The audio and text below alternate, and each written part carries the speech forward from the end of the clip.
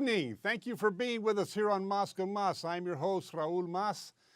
Thank you for being with the program. Thank you to our sponsors, Cachita Coffee, Grimal Joyeria, Longevity, that make this program possible. So appreciative of your support and allowing us to continue to bring this program to our audience.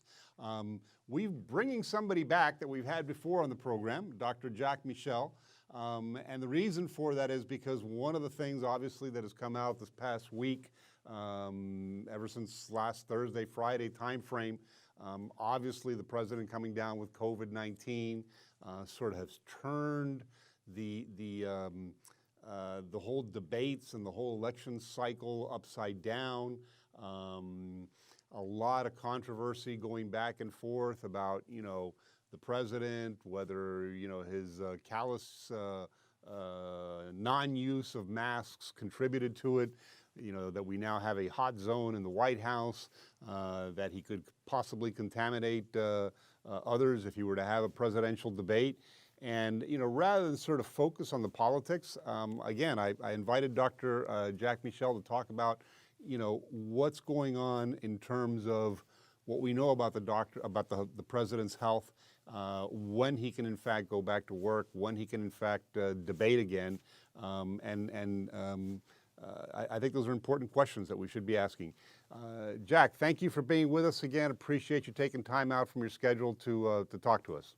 My pleasure, Raul. Okay, so you heard my introduction there. You obviously, got the news, I'm sure, as a lot of us did, via your cell phone and whatnot. I guess my first question is, did it come as a surprise to you that the president came down with COVID-19? Well, I mean, COVID-19 is everywhere. Generally, it strikes people that have a lot of interaction with other people. Mm-hmm. So obviously, someone who's in politics and who is running a country and interacts with people on a daily basis as part of their job is more likely to get exposed than someone that lives at home or works from home. So obviously, just the fact that you're exposed to more people, the more people you're exposed to, there's a direct correlation between that and being able and getting the virus. Sure, and you would think, if you're the president of the United States, you are probably the country's most essential worker, and by definition, you are going to be meeting people constantly, being exposed to people. And I suppose even with, protocols, with protections, with testing, with, social distance and stuff, you are simply numerically meeting with a lot more people on a day-to-day basis than, myself, working from home or somebody else. Correct. That's absolutely correct. There's definitely a direct correlation. That's why we tell people that if you don't have to meet other people and you can do things via Zoom, like we're doing this call right now, the less you interact with people, the better. Mm-hmm. That's absolutely correct. Okay. So, he goes into Walter Reed, apparently undergoes a pretty aggressive treatment regimen, right? This Regeneron was one of the drugs that was used. What did you learn from his treatment protocol? Was it something that was, normally being given to patients, or is it extraordinary in terms of what was done to the President of the United States? Well, the remdesivir and the vitamins that he got are pretty standard care. I think the Regeneron is something that is obviously was given under compassionate use. It's not standard care, but it why has is that? Could you explain promise. That? Why is it? It's not yet been fully approved? Why is the Regeneron under compassionate use? Not really that common. There haven't been enough trials on it. Like for remdesivir, we have trials. That's how it eventually got authorization, was because there were trials that showed people that got remdesivir and people that didn't get it, and then it showed a benefit. And also, these trials look at toxicity, side effects, things like that. That we don't have that information with the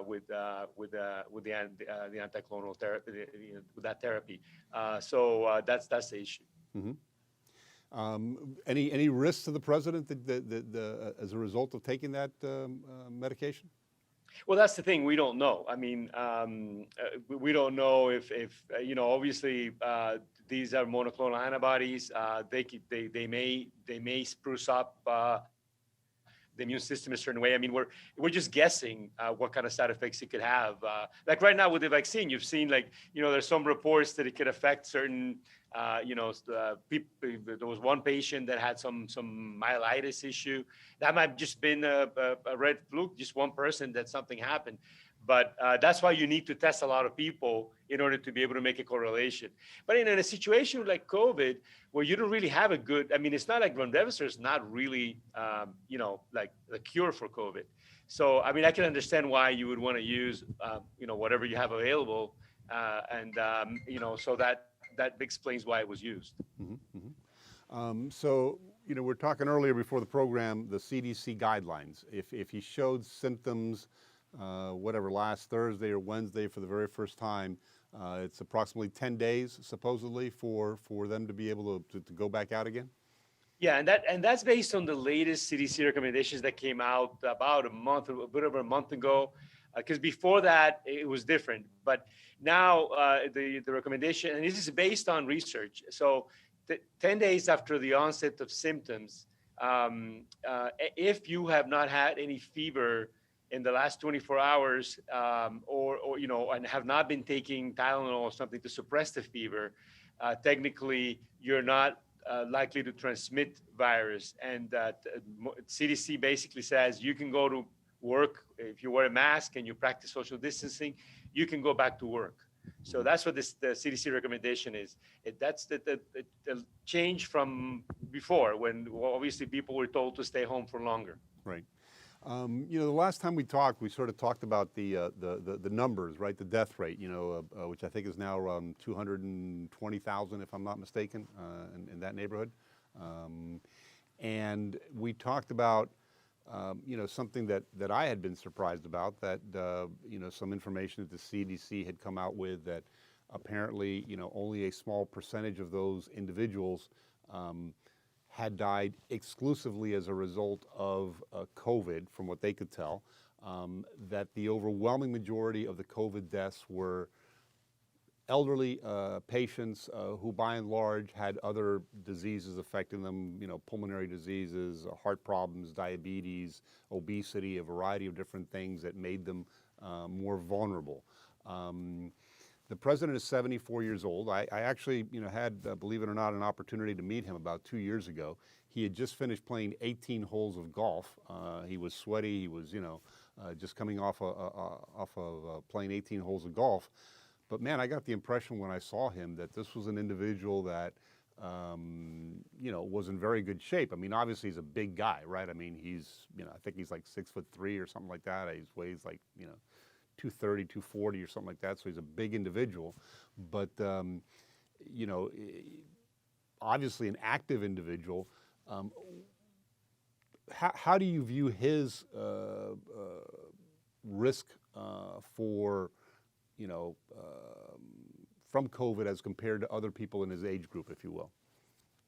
The thing about COVID is it's really hard to tell, because it is true that there's a correlation with people that have, chronic conditions and people that are a certain age. But as you've seen in his situation, he seems to have had a milder course of the illness than, although he did obviously have some pulmonary involvement. We know that his oxygen saturation, dropped to the high 80s, which is actually concerned. That's the reason he went to Walter Reed. So obviously it did affect him. But it's an unknown, is who ends up in a ventilator and who doesn't. We don't really know. We have people that are in their 30s that are in perfect shape that just finished working out in the gym, who end up in a ventilator. Wow. So it's hard to. It really is hard to, obviously, to be in good shape, to be at in the best shape possible is an advantage. Mm-hmm. But that doesn't mean that you can't be in good shape and still have a complication and end up in a ventilator. Right.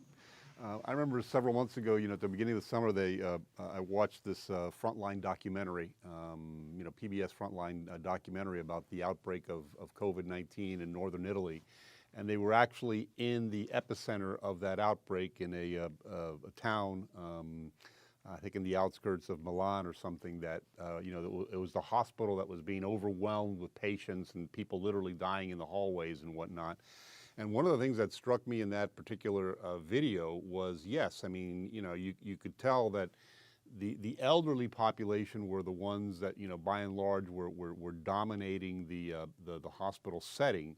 But boy, there were a lot of, mid-aged folks, and they even had one person who kind of became, a big part of the documentary, who was, I think, a 17-year-old, young man who had come down. And at the beginning of the documentary, he had just come in. He was in really bad shape. They didn't know whether he was going to survive or not. He did in fact survive, but that really stuck with me because it affects everybody. I mean, you can be 17 years old and healthy and come down with COVID. I mean, it's chances are you will recover. But this young man spent an awful lot of time in an intensive care unit, and it was touch and go there for a while. Absolutely, and we've seen the syndrome in children where children can die from this. We've seen that too. Does it happen in a big percentage of the cases? No, it's very, very, very rare. Right. But it does happen. Right. So what do we learn from this, Doc? I mean, the president, obviously, somebody who's got a lot of protection around him, not just Secret Service protection, but I mean, people trying to make sure he doesn't come down with COVID-19, and yet, those precautions, obviously, either they weren't enough or they failed or whatever. He came down with COVID-19, but he goes to Walter Reed Medical Center, and on a Friday afternoon, he comes out, I guess it was on a Monday or something, and, by the following weekend, he's kind of ready to go back to work. Is that what most people can expect, given the current state of treatments and what we know about the disease? Can most people that come down with COVID-19 expect the same kind of recovery that the president has had? Yeah, I mean, if you look at the statistics, basically 10 to 20% of the people end up in the hospital. So you're more likely not to end up in the hospital by overwhelming percentage, no matter what your age group is. Okay. The issue is that you don't know if you're going to be part of that 10% group, right, and if you're going to be part of that 1% group that dies. Right. And obviously, 1 out of 100, usually when we say 1 out of 1,000,000 or 1 out of 1,000, people feel a little bit better. But 1 out of 100, it may not be high risk, but it's still a risk that you don't want to take. So help me understand. I mean, I imagine the researchers have got to be really kind of focused on what is it about that 10 or 20% of the population that makes them much more vulnerable to the disease than others, right? I mean, I would assume there's a lot of research taking place in that particular area. Yeah, we know for sure obesity is an issue. We know smoking, people that smoke tobacco is an issue. Okay. They tend to have more of a risk. And obviously we know, but the thing about age is, that's true of anything. I mean, if you're diabetic and you're over the age of 70, you're more likely to die. If you're whatever condition, I could give you any condition and say, okay, well, if you're older, you're more likely to die. That's just a fact, because obviously the immune system is deteriorated, and well, I shouldn't say deteriorated. This is part of we're all going in that direction, right? Okay. So it's not as the same as the immune condition of somebody who's younger. Okay. We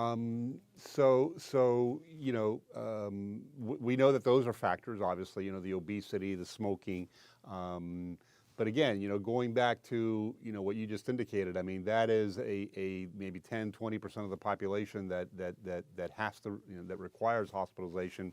The overwhelming majority, by and large, if they stay home, treat it like they would any other flu, can sort of, their body will have the defenses to get over it.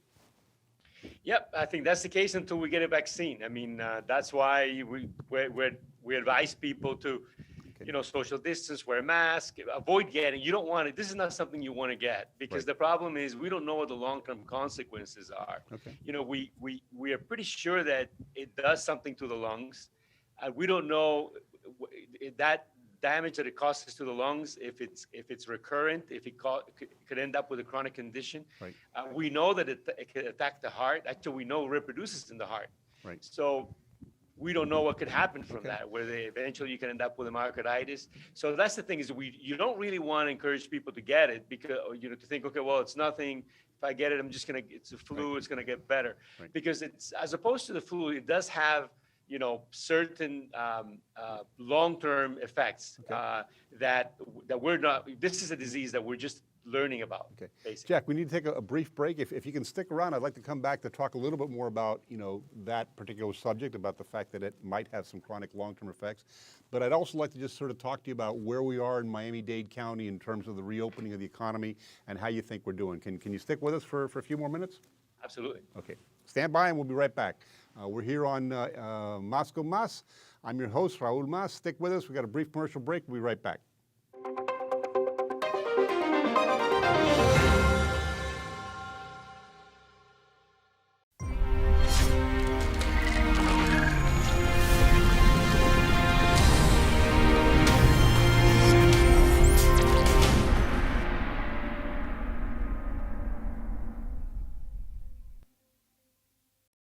CardioBeats from Longevity supports a healthy cardiovascular system and helps supply the nutrients your body needs to support better physical endurance.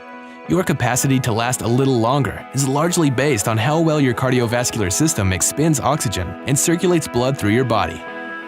CardioBeats helps combat the oxidative stress caused by physical activity by supplying you with key nutrients that support your cardiovascular system. These nutrients have also been shown to help improve endurance. CardioBeats starts with organic beets, a rich source of nitrates to support healthy blood flow and oxygen transport. We've added whole foods from highly bioavailable seaweed and mango fruit, both known for blood flow support, and antioxidant-rich sweet cherries. Then, for even more heart health benefits, we finished it off with key amino acids. Take your physical endurance to the next level with CardioBeats. Talk to your Longevity associate for more information. We are ENTV USA. You can find us on Facebook, on YouTube, and on Roku. You can also download our mobile applications either from Google Play or from the Apple Store, depending on your online device. Give us a shot. You'll like what you see. Con una vista, basta. Understanding your microbiome can change everything you thought you knew about nutrition, digestion, immunity, and metabolism. Ultimate Microbiome by Longevity was specifically formulated to optimize this ecosystem. It provides the advanced support your gut needs through prebiotic, probiotic, and postbiotic supplementation. Our unique blend of probiotics includes Lactobacillus and Plantarum, healthy bacteria, which has been shown to aid in weight loss, sleep, mood, and may even help with seasonal allergies. To enhance digestion, Digesime Multi-Enzyme Complex, a blend of 5 specific enzymes, has been added to Ultimate Microbiome. It can help break down food so your body can better absorb nutrients. Ultimate Microbiome, the scientific, proprietary, and holistic approach to gut health that helps optimize your body's entire gut ecosystem. To learn more, contact your Longevity associate. Super Greens is a one-of-a-kind blend that's loaded with hard-to-find nutrient-dense superfoods. We've used what we've learned from our more than 20 years working with mineral-based nutrition to create one of the healthiest, plant-based nutritional products available. Each superfood was carefully selected so that it complements and enhances the others, helping to maximize Super Greens' nutritional power. Next, we added a specialized fermentation technique to increase the bioavailability of each superfood. Finally, we put in powerful probiotics and enzymes for added digestive support to give you jam-packed nutritional support. Longevity Super Greens, the highly alkalinizing super supplement that helps balance your body. It's the superfood-powered way to get more organic fruits and veggies in your day, all in just one scoop. Check with your Longevity distributor to learn more.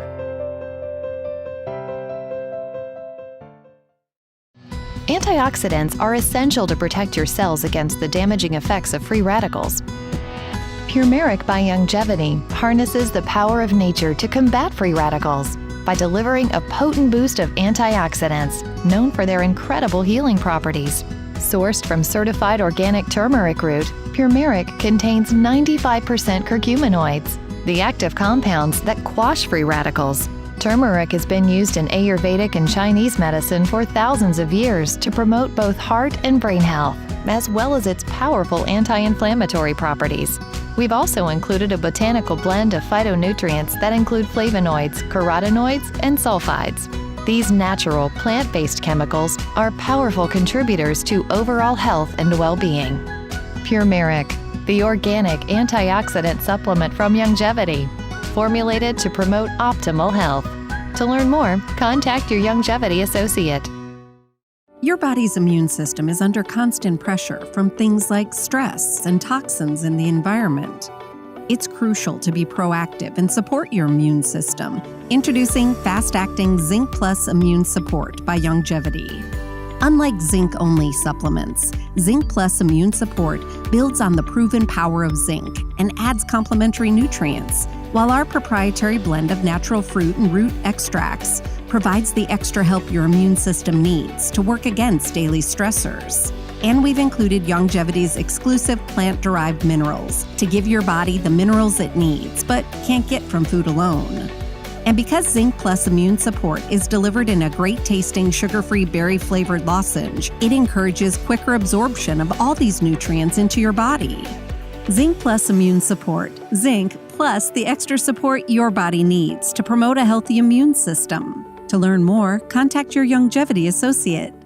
As you age, factors like health, weight, diet, and lifestyle can all impact your bones, joints, and general mobility. Over time, you might start to experience stiffness or pain due to damaged joints or connective tissue.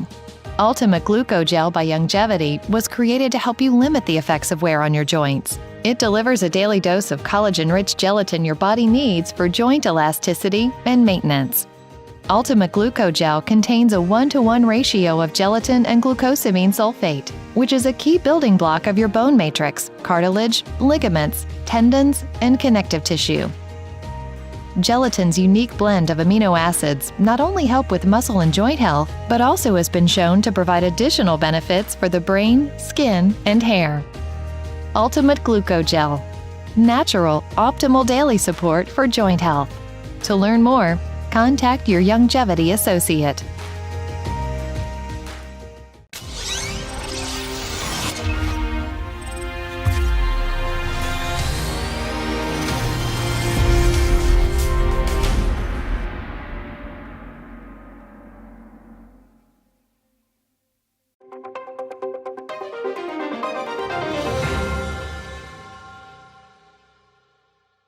Welcome back to Moscow Mas. I'm your host, Raul Mas. Thank you for sticking with us. We've been talking to Dr. Jack Michel, the founder of Larkin Health System, an internist by profession. And we've been talking about the president's diagnosis, the COVID-19, his recovery from it, his treatment protocols. And right before we took this break, one of the things that Jack was mentioning to us is that 10 to 20% of the people that contract COVID-19, may in fact end up in the hospital, but the overwhelming majority won't. And I foolishly made the comment that, you sort of stick around and sort of treat it like any other flu bug.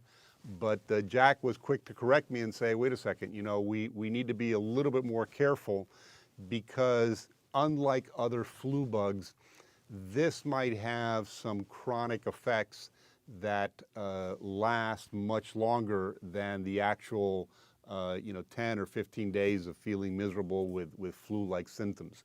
And right before we went to the break, you were talking about some of that stuff, Jack. So tell us what the research tells us that those chronic conditions could be. The lungs, obviously, correct? We've had people that we now have a term for it. They're called the long haulers, and so. Let's go by system. So respiratory system, the lungs can get affected chronically to the point where some people may end up needing a lung transplant. They might deteriorate to the point where that happens. And we know that this may not be a result of the virus itself, but the reaction of the body against the virus that causes the damage.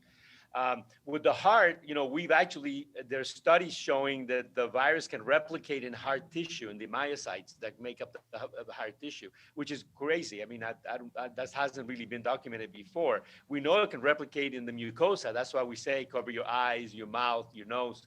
That's how it gets in. But we now know it can replicate in the heart. And we know that there are people that have died because it's caused scarring in the heart, to the point that basically they either need a heart transplant or they end up with a significant heart failure. We know that it can cause neurological manifestations, some of which we don't know if are resolvable. Like, for example, you hear about the fatigue. People are complaining of fatigue for months and months later. Also, other neurological manifestations of various types. We know it can cause clots. Right? We've heard about the clots. You see the pictures of the hands with the, that show that there was a clot, either arterial or venous clots. So it's not your typical, flu or cold virus. It seems to have this effect, which appears to be not effect of the virus itself, but of the body's reaction to the virus. Wow. Which we don't normally see. Right. Are we likely to see more viruses like this Corona-19 virus in the future that have that same characteristics that produces chronic medical conditions? Yeah, I mean, unfortunately, if you look at SARS and some of the others, I mean, some of those things were reported, but obviously with coronavirus, we just have so many more cases that we start identifying more. But yeah, I mean, pandemics, was something that was thought to be, a 100-year event. And I think it's becoming kind of clearer that, the way this thing spread, just because the fact that, the world doesn't have borders anymore, you know? And so, somebody can get on a plane from anywhere, China, anywhere, and bring a virus over. And by the time you start really detecting, because think about it, how do you know? It's people showing up to emergency rooms with shortness of breath, with some condition. Most people will say, well, it's some kind of a cold or a flu. Until they identify what the virus is. And by the time you do, and this is kind of what happened in China, in addition to the fact that they also, were actively hiding information from the World Health Organization, and the World Health Organization was very tolerant of them doing that. But, normally it takes a while to identify that, oh, this is a new illness. It's not your typical flu. Remember, this happened, in December over there, which is normally you see the flu happening. So probably at the beginning, they said, well, this is just a normal flu. And then all of a sudden, well, we're getting a lot of these people coming in. But by then, you probably have hundreds or thousands of people infected. And then obviously, they did a pretty good job at not, reporting it as quickly as they could have. And I think that also led to the spread. Sure. Listen, and obviously that's one of the risks, as you indicated. I mean, in the modern world that we live in, where really borders are practically non-existent, right? You've got people traveling, from one country to the other, or going around the globe. You can be in China, one day, and 24 hours later you can be in the United States. I mean. And obviously, if you're asymptomatic, that's probably how the disease came to the U.S. And you indicated some things. I mean, look, a lot of people have criticized the president for, blaming it on China and calling it the China virus and all this stuff.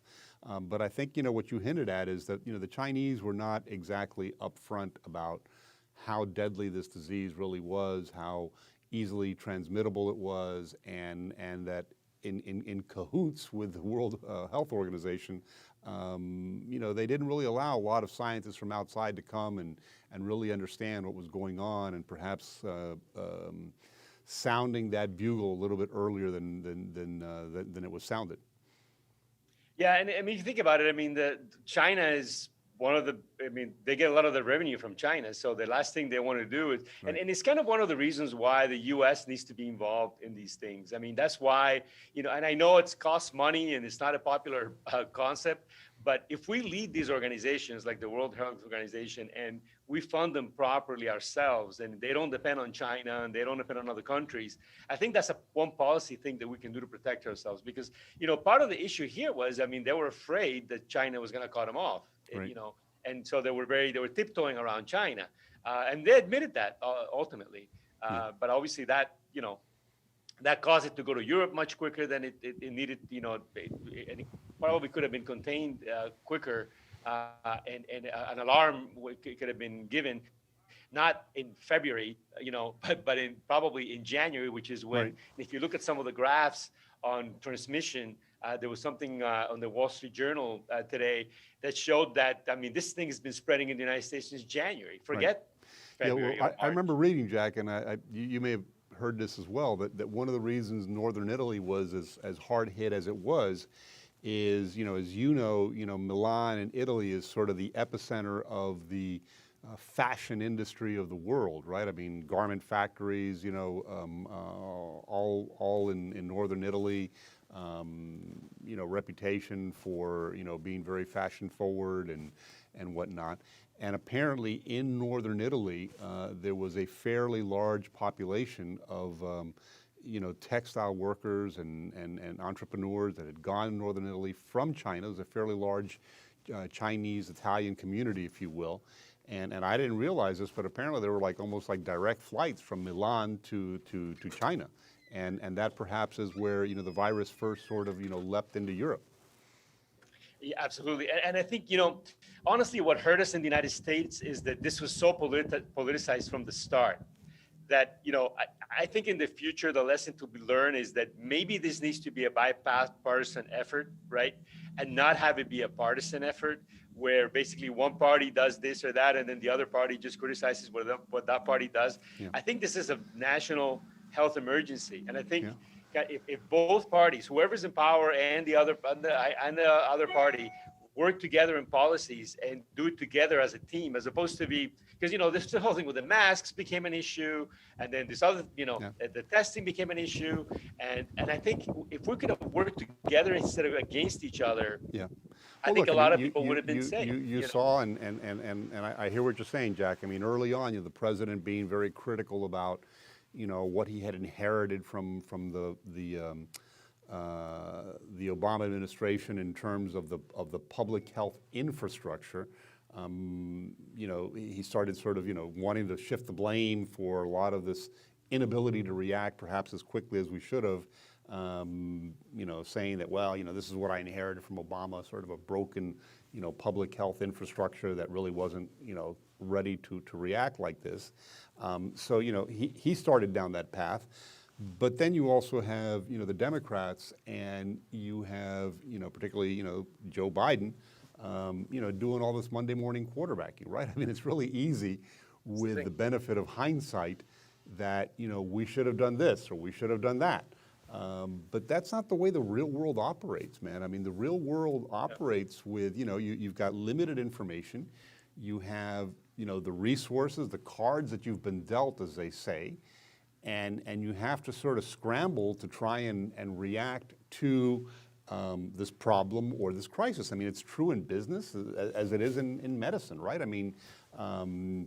There are lessons that we learn along the way that are hard lessons sometimes.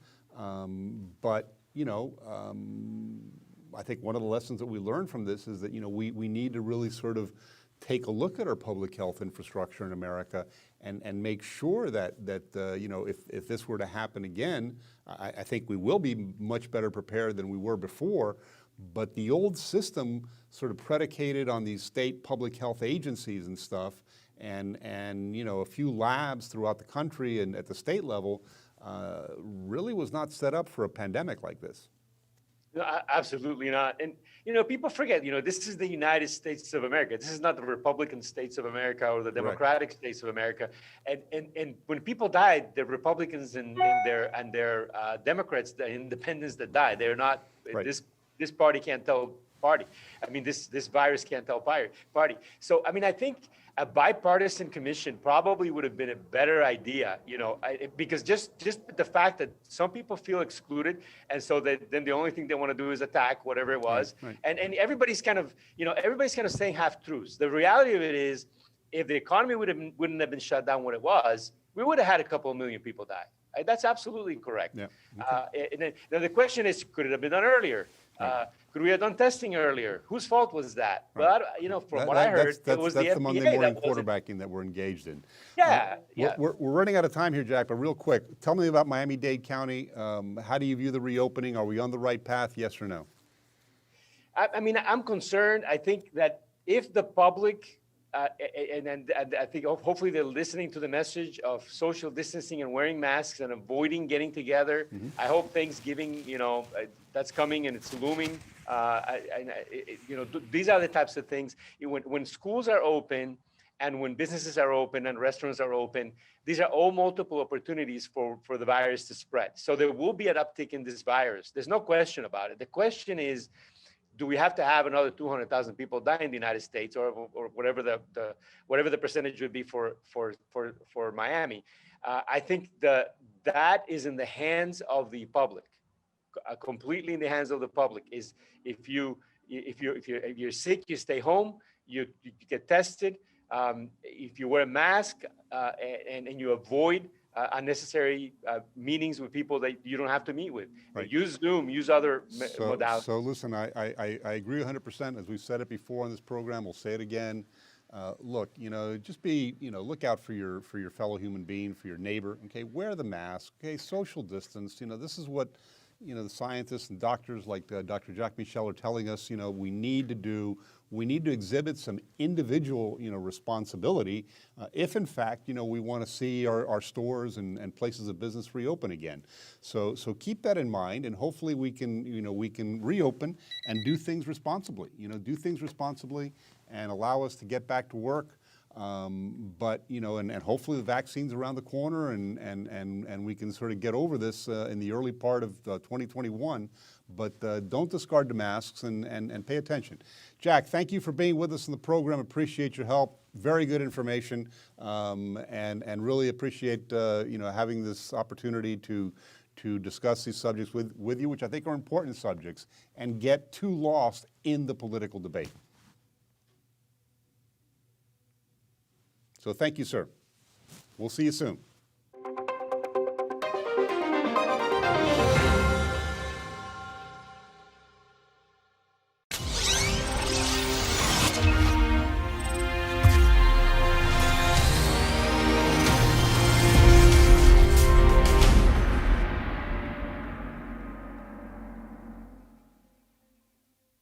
Paying attention to your overall health also means focusing on the command center of it all, your brain. Factors like stress, lack of sleep, poor diet, a sedentary lifestyle, and the bombardment of pollutants and toxins can all diminish brain and neural functions. When was the last time you concentrated on your brain health? Synaptive by Longevity is a cutting-edge, unique brain support supplement that delivers powerful nutrients both immediately and throughout the day. Its anti-stress nutrients provide instant brain-boosting support that helps with mental focus and cognitive activity. To enhance your body's neuroprotection, Synaptive's full-spectrum antioxidant blend targets 6 major classes of free radicals that inhibit brain function. This powerful nutrient combination also promotes healthy blood flow to the brain. Synaptive, optimal antioxidant neuroprotection and support for a healthy brain. Now that's something to think about. To learn more, contact your Longevity associate. CardioBeats from Longevity supports a healthy cardiovascular system and helps supply the nutrients your body needs to support better physical endurance. Your capacity to last a little longer is largely based on how well your cardiovascular system expends oxygen and circulates blood through your body. CardioBeats helps combat the oxidative stress caused by physical activity by supplying you with key nutrients that support your cardiovascular system. These nutrients have also been shown to help improve endurance. CardioBeats starts with organic beets, a rich source of nitrates to support healthy blood flow and oxygen transport. We've added whole foods from highly bioavailable seaweed and mango fruit, both known for blood flow support, and antioxidant-rich sweet cherries. Then, for even more heart health benefits, we finished it off with key amino acids. Take your physical endurance to the next level with CardioBeats. Talk to your Longevity associate for more information. As you age, the collagen that helps keep your body in optimal physical condition breaks down faster than your body can replace it. But now, it's easy to give your body the healthy dose of collagen it needs. with Collagen Creamer from Longevity. It's a delicious vanilla-flavored coffee creamer that's packed with 7.5 grams of bovine-sourced collagen peptides. Longevity's Collagen Creamer uses 2 types of collagen to better supply the protein needed to repair and strengthen the connective tissue in your body. It also supports healthy hair, skin, nails, and even bones. We've also formulated Collagen Creamer with MCT, healthy fats that the body is able to absorb and convert into an instant boost of energy. Add it to coffee or one of your other favorite beverages when you need it. Longevity Collagen Creamer. Support for healthy connective tissue and more energy, all in a tasty vanilla-flavored creamer. To learn more, contact your Longevity associate. As you age, factors like health, weight, diet, and lifestyle can all impact your bones, joints, and general mobility. Over time, you might start to experience stiffness or pain due to damaged joints or connective tissue. Ultimate Glucogel by Longevity was created to help you limit the effects of wear on your joints. It delivers a daily dose of collagen-rich gelatin your body needs for joint elasticity and maintenance. Ultimate Glucogel contains a 1-to-1 ratio of gelatin and glucosamine sulfate, which is a key building block of your bone matrix, cartilage, ligaments, tendons, and connective tissue. Gelatin's unique blend of amino acids not only help with muscle and joint health, but also has been shown to provide additional benefits for the brain, skin, and hair. Ultimate Glucogel. Natural, optimal daily support for joint health. To learn more, contact your Longevity associate. Just because you're a certain age doesn't mean you have to look it or feel it. Immortalium by Longevity was developed to support your body's ability to age normally and healthfully. It's an advanced anti-aging supplement that combines the most effective essential nutrients in a cutting-edge, bi-layered and extended release tablet designed to support your telomere health and natural aging process. Telomeres are the biological clocks within your cells that form the protective ends of almost every chromosome in your body. Telomeres help prevent the chromosomes from deteriorating. The longer and healthier the telomeres in a cell, the greater the health and anti-aging benefits. Immortalium contains synergizing antioxidant enzymes and telomere health-promoting nutrients that are quickly absorbed to give your body time to break down the antioxidants and put them to work. Immortalium, advanced anti-aging support that can help fight the natural aging process. To learn more, contact your Longevity associate. A strong heart is a happy heart. Your body's systems depend on a healthy cardiovascular system to thrive. Without a healthy heart, you could experience symptoms like fatigue, aches and pains, dizziness, or shortness of breath. Longevity developed Ultimate EFA Plus with a proprietary balanced blend of essential fatty acids. We started with flaxseed oil. It's been shown to improve the elasticity of arteries and support healthy blood pressure. Next, we included cold water fish oils, rich in omega-3s that can promote a healthy cardiovascular system and even increase levels of good HDL cholesterol. Then we added borage oil, known for its powerful anti-inflammatory properties. Blended together, these essential fatty acids provide you with the optimal blend of nutrients to help maintain normal cardiovascular health. Ultimate EFA Plus, the right nutrients to improve your heart health naturally. To learn more, contact your Longevity associate.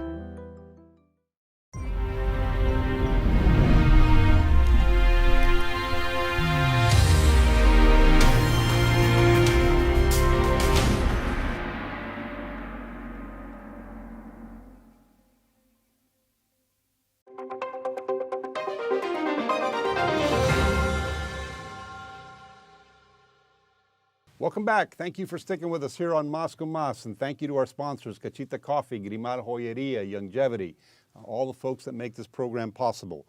We just heard from Dr. Jack Michel, very well-known doctor here in the South Florida area, an internist, graduate of the University of Miami Medical School, brilliant guy, head of the Larkin Health Network, the founder, I should say, of the Larkin Health Network. And you know, we were talking to him about the science of COVID-19, you know, what's been going on with the president, the recovery, what's happening here in South Florida, can we get back to work? And I think there was some valuable information that we gleaned from that interview. I hope you enjoyed it. As I reiterated, Listen, I don't know anybody who likes to wear a mask. It's not particularly pleasant. It's not something that comes naturally, at least not for me. But obviously, the scientists are telling us that it's very helpful. The social distancing is helpful. And I'm not a scientist. I don't pretend to be a scientist or a doctor. But the information that the professional medical community has provided to us is that these precautions do in fact work, and we should pay attention to it. At the same time, I think it's important to get our economy back up and running again. We, in many ways, and I've said this before, it seems like the cure has become worse than the disease, and we have a segment of the population that is just absolutely adamant about staying at home and being isolated and not going out. And I think we've learned a lot about the COVID-19. We've learned that it primarily affects the elderly and people that have certain conditions, not exclusively. I mean, we as we talk with Dr. Jack, there are young people that can get sick from COVID-19. They're not invulnerable to the disease. So, folks that are going back to the universities, that are going back to school, we need to monitor them. We need to make sure that they stay healthy as well. But we know already that it's primarily the elderly and those that are sick, that have pulmonary problems, obesity, heart problems, diabetes. Those particular parts of the population are very vulnerable. But again, as Jack indicated, look, probably only 10 to 20% of the overall population will need to go to a hospital. So 80% of people can still recover, from COVID-19 without too many ill effects. Although, as he cautioned us, one of the unique things about COVID-19 that is very alarming is that there might be some chronic conditions that you have that last you probably for the rest of your life or for quite some time as a result of having contracted COVID-19. So this isn't just your ordinary flu bug, it's different, it's highly transmittable, and it's beginning to show that it has some effects that are not typical of what we've seen with other flu bugs. So pay attention to it. But let's get our economy back on track, folks. We need to, especially here in South Florida. We're so dependent on tourism. Our hotels have been shut down for God knows how long. I saw the news recently, which I'm sure you probably saw as well, that the cruise lines have once again, had to sort of pull back from their plans to start operating again. I think they're now looking at a December time frame. We've had that entire industry, pretty much shut down for about, I guess since March or April. We're towards the end of the year. I mean, we're in October, and they're not going to apparently be able to open until December. Think about the economic impact that has on Miami and on South Florida. This is the cruise capital of the world, And, those are significant contributors to our local economy. All the vendors, all the suppliers that supply those cruise ships, it's more than just the people working at the Port of Miami. It's the people that support that entire industry. You're talking about tens of thousands of employees and that ripple effect throughout our economy. South Florida built a huge convention center. Our hotels in Miami Beach, almost empty. We need to get this economy up and going again. Hopefully, now that we know a lot more about the disease, and now that we've got some good treatment protocols in place, and hopefully a vaccine around the corner, we can continue to open this economy. But that doesn't mean you stop wearing your mask. It doesn't mean you stop social distancing. Pay attention to that stuff, folks. It's important. Look, a lot of news taking place this last week. One of the things that I've learned as I've been doing this program is that you got to remain flexible because things change so quickly. This news cycle is so dynamic that it really leaves your head spinning.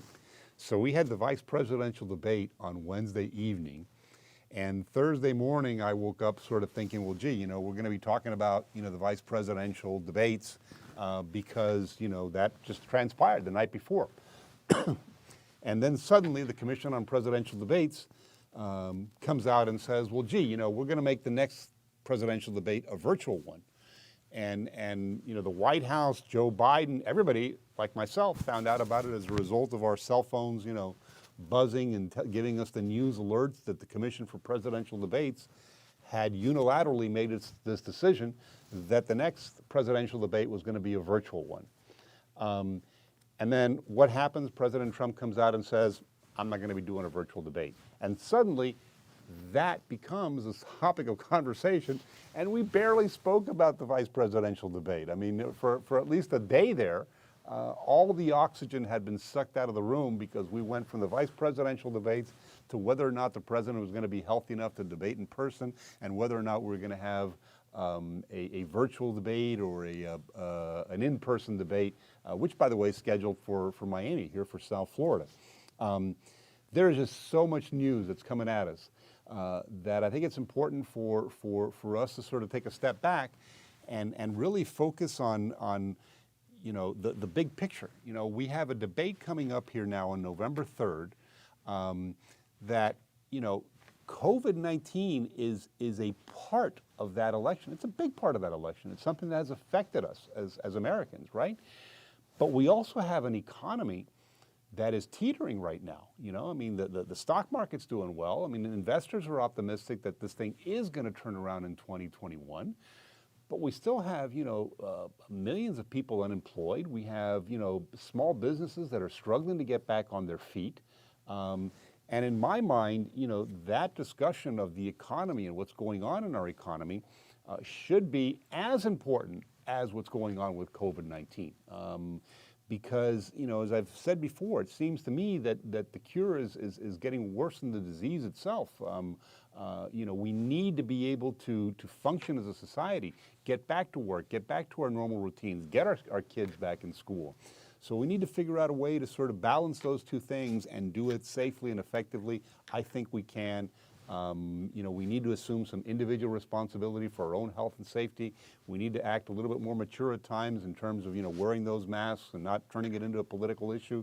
But I think we can cancel this. We can conquer this, I should say. But we have to be smart about this, folks. We have to be smart about this. Other news coming out that you may or may not have seen. We've had already 6 million people vote in America. So this early voting that's taking place throughout America, the absentee ballots, that's a remarkable number. The fact that at this point in time, 3 weeks before Election Day, we've already had 6 million people voting in America. And to a certain extent, these debates that we're having right now,